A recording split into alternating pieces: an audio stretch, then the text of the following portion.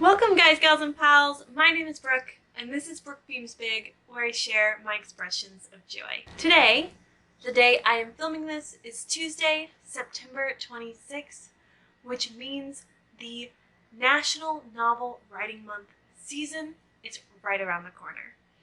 If you don't know, National Novel Writing Month is a challenge that takes place in November to write 50,000 words of a novel. The official rules are that you are not supposed to start writing until November 1st, but you can do as much prep as you want, which is why they call October Preptober. I have not done NaNoWriMo in several years, but I do have a long history with it. So I thought a great way to kick off this new season of NaNoWriMo in my life would be to reflect on my NaNoWriMo history, to remember why I started doing this challenge, what it means to me, why I love it, and then to look ahead at what I have planned for this upcoming NaNoWriMo. To help me share this history with you, I am going to take you all over to my computer and give you a tour of my newly updated NaNoWriMo profile. A little disclaimer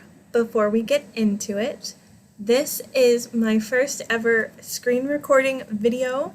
I'm very excited about it, but please extend me a little patience and grace as we go on this journey together. So here we are on the NaNoWriMo homepage. Before we go into my profile, I want to talk a little bit about how I first got into NaNoWriMo, how I discovered it, and why I decided to do it. So when I was 12, I was very into Neopets, and I was also very into writing. I think at that point I had attempted some long form writing and I was doing poetry, and I spent a lot of time on the Neopets forums. Particularly, there was a forum dedicated to writing, and I think the idea was that people were writing fanfic or stories about Neopets themselves, but as people tend to do with the internet, people used it however they wanted to. So a lot of people just talked about writing in general. And this was where I first learned about NaNoWriMo. Somebody mentioned it and I was like, what is that? What is that? And they told me, and I was so excited to try it. So I came to the nanowrimo.org website and I signed up. And I had a very nice moderator then message me and say that because I wasn't 13, I couldn't have a profile on the main NaNoWriMo website. And she kindly directed me to the Young Writers Program. The Young Writers Program is kind of a sub-program under the NaNoWriMo umbrella that is for kids. And it's a little different because you can pick your writing goal, because obviously, maybe kids who are in 5th grade who want to do some writing don't necessarily want the big goal of 50,000 words. But before I talk about what I did that year, let's go ahead and navigate to my profile.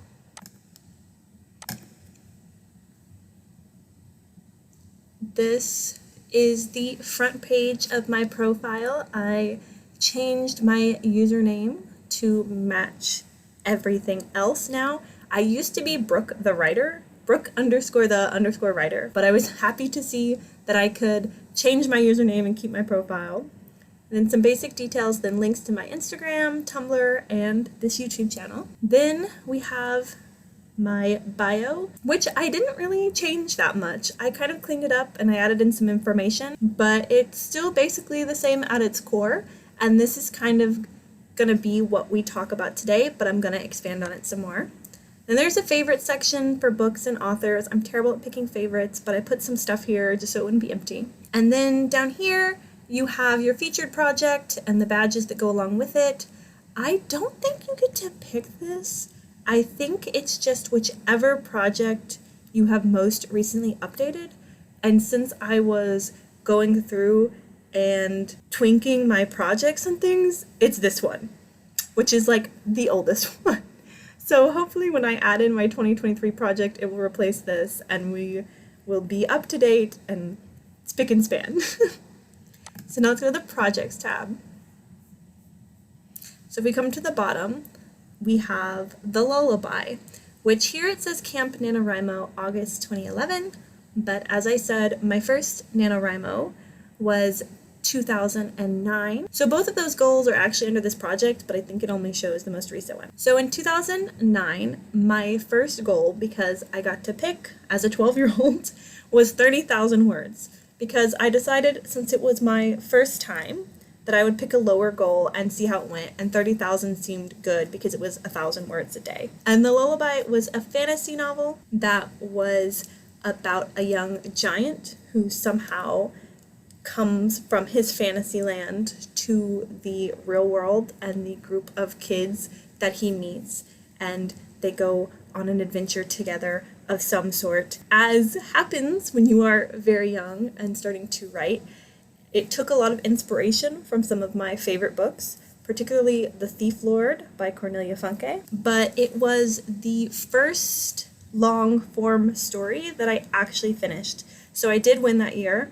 I ended up with 30,236 words. It was a great experience for me. I loved it so much. I was so proud of myself. It was such an achievement for me. So on my 13th birthday, when I was finally old enough, and you can actually see this on the front page of my profile since it shows the date that you joined, I signed up for the NaNoWriMo website. I was like, I am old enough now. I'm a real teenager. I'm a real internet adult, and I am gonna go all in.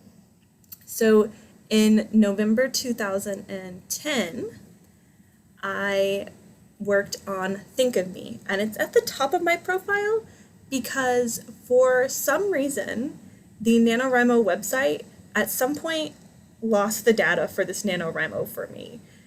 The 2009 one, it was on the Young Writers Program website. It was a different profile. But this one is just like, at some point they updated the website or something and it just went away. So I had to enter it myself. Luckily, you can like assign a NaNoWriMo event to a project. So it still let me do that. And then I just put a progress update at my total word count so that my overall word count would be nice. And I'm still glad that the bar is purple because I was worried that I couldn't like verify my win, so it wouldn't give it to me. This book was about a young woman who was part of this government conspiracy. She was part of this group of people that the government had like genetically altered to have superpowers basically.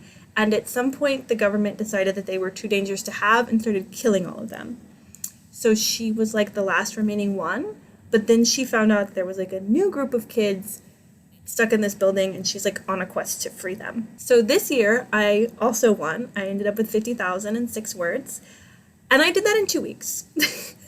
I slammed it out, and I got it completely finished in 2 weeks, which was exhilarating. So then the next year, scrolling back down, I decided that since I'd written 50,000 words, a whole book, in 2 weeks, I was going to write 2 books for my third NaNoWriMo. And it was Shadow Man and Ghost Sister, which was about this girl who had like a really terrible family life.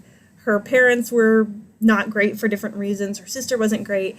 And the boy next door ends up befriending her and actually turns out to be her guardian angel. In the course of the first book, her sister dies and comes back as a ghost in the next one. I did finish both of them in the 30 days of November and ended up with a word count of 103,609 words, which is the most I have ever written for NaNoWriMo. Now, before we move on to NaNoWriMo 2012, I do want to backtrack a little bit because in 2011, they launched Camp NaNoWriMo, and at that point, it was in August. So for my first Camp NaNoWriMo, I decided that I was going to rewrite The Lullaby, which is why it shows Camp NaNoWriMo August 2011 as my most recent goal. And I can't remember if I'd already started the rewrite before this, but I know I didn't finish it during Camp NaNoWriMo. And I wrote 17,021 words, and I think I eventually worked on it outside of Nano and finished that draft. So that was my first Camp Nano. And then for Camp NaNoWriMo 2012, which was also an August session, I started a new book, which was Objection here that you see. This one was a dystopian. I don't know why I decided to write a dystopian book about marriage at the ripe age of like 15 or 16. But I always say that this is the book that should have clued me in to my bisexuality in high school. Because the premise of this book is that in order for you to get married, you first have to go to this machine, and if it decides that it thinks you're a viable match, it combines you into one body. And you have to live that way with each other for a period of time. And then if you can stand each other, you are allowed to get married. And the main character goes with her partner to the machine, and they get rejected. The machine's like, not a good match, not even gonna try. And then she ends up accidentally fused in the same body with her best friend. And there was also a world building point about people being labeled as either heterosexual or homosexual, and the main character feeling conflicted about that. So when I think back on it, I really should have been figuring out some stuff, but instead I was just having a good time typing away at my keyboard. So I didn't finish this my first attempt. If I click on this, I can see all the goals. So the first Camp Nano, I tried it. I got to 23,090 words, and I think I was still working on it every now and then. And I skipped Camp NaNoWriMo 2013. By 2014, it was April and July, which is what it is now, I think. I haven't done it since then, so I don't know. And I kept working on it, and then I finally finished it for Camp Nano July 2014. I think I estimated my total to be 60,000, which is where these goals came from. And I was about right, because this is where I stopped, and that's where the book ended.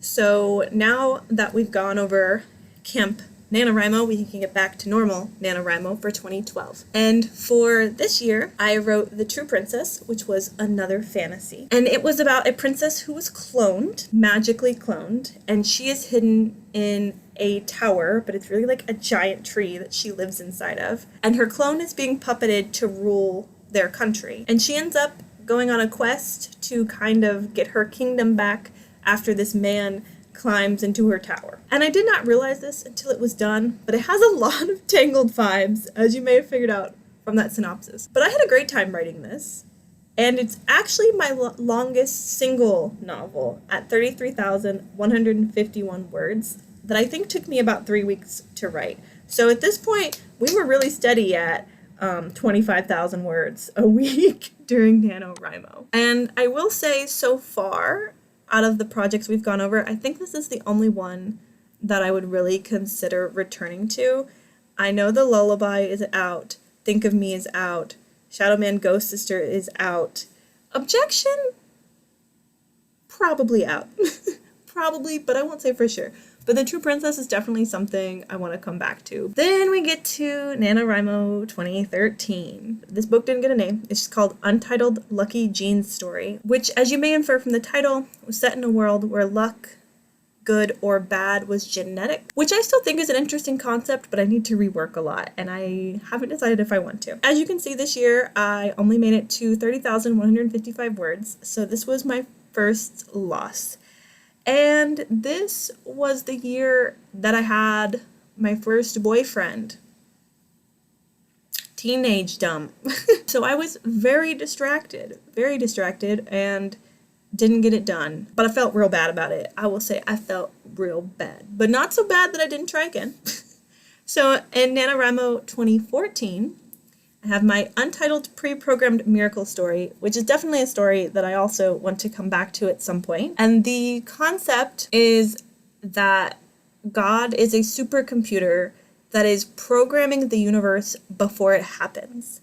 And he lives in this giant spaceship, and all of the angels are like programmers who are helping him. But the idea is that if miracles exist as anomalies in the program, that somehow the angels have to go forward in time into the simulated universe and figure out where they need to program the miracles in. And that's our main character's job. I still love that idea so much. And again, I think I unintentionally did a retelling here of The Fall of Lucifer. So love that for me.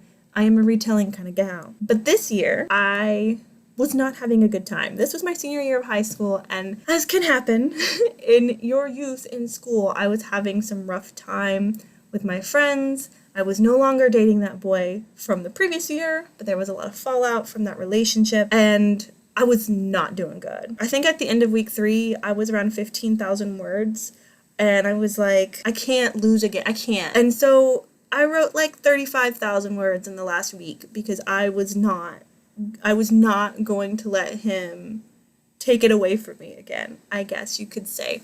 I even remember I finished the book and I was like 1,000 words shy. And I was like, are you fucking kidding me? So I went back and I like added in a scene somewhere because I was like, no, I refuse. It was like November 30th. And I was like, I am so close. How did I finish? But I ended up with 50,074 words. And honestly, that might be the one I'm most proud of just because I made that comeback. And then NaNoWriMo 2015, which was the last year that I did NaNoWriMo. This was my first year of college. And Spark Within Me was actually a sequel to Think of Me because at that time I really wanted to focus on that story. But I only got 17,718 words because college is hard. And as a freshman, you know, you're making new friends, you're figuring everything out. And so I felt like really short. Like that was the least I'd ever written for like an official NaNoWriMo that wasn't a camp. And I decided at that point that it was okay for me at that season of my life to prioritize school. To say, it's okay if I don't do NaNoWriMo for a few years because I'm doing school and school won't last forever. Well, I graduated college in 2019. It's now 2023. And this is my first time trying Nano again. So in 2019, I was like, I'm gonna do it. I even made a separate NaNoWriMo profile, which I've since deleted because I made it mostly because I didn't think I could change my username. But then I learned that I can, and I can still have all my data. And I decided I wanted that history because it means so much to me. Like when I managed to log back into this profile, I almost cried because this used to be such a big part of my life, and writing used to be such a big part of my life, and I've never completely let it go. When I was in college, I did take a few classes, specifically because they were creative writing, but I haven't had this as just something that I choose, it's just something that I do for me, because writing isn't something that I have to do. A lot of people say, oh, I have to write, I have to, and it's not like that. But it is something that brings me such joy and just makes me feel alive. Just the creativity that goes into it and the exhilaration I feel when I'm doing it and the accomplishment and the pride in myself. It's something that I really, really want, and it's something that I miss. But going back to 2019, so I made the profile intending to start writing again, but I just never got there. I was having a lot of burnout feelings after college. I got 3 degrees in 4 years, and I didn't even have a break the last year and a half of college. I took classes during Christmas break, I took classes during summer break because I was trying to reach that 180 credits that I needed for all 3 of my bachelors. And so I said, okay. It's okay to take a year to just whew, and then we will get back to it next year for sure. And then the pandemic started in 2020, and I was not in a headspace to be creative. I was just focusing on like being a human in the treachery of the world. And then in the summer of 2021, I moved from Kansas City to Florida across country, and there was a lot of things going on with getting a new job and our living situation. It felt easier to not do it than to do it, and so that happened. And then last year, at the end of September, as I've mentioned many times on my channel, Hurricane Ian happened, and it just again disrupted my whole life. Everything was all over the place with work and our house, so it just wasn't a good time. But now, this November, come hell or high water, we are doing this. We are at least gonna try. We are going to do our very best to reach those 50,000 words, because this is something that I want to bring back into my life, and I am working on making my life what I want it to be, and I'm not gonna let my doubts and insecurities and fears keep me away from it anymore. Now that we've visited NaNoWriMo's past, it's time to look forward to NaNoWriMo present. When I was thinking about doing NaNoWriMo this year and what project I was working on, I didn't want to pick a project that I felt like had a lot of pressure behind it.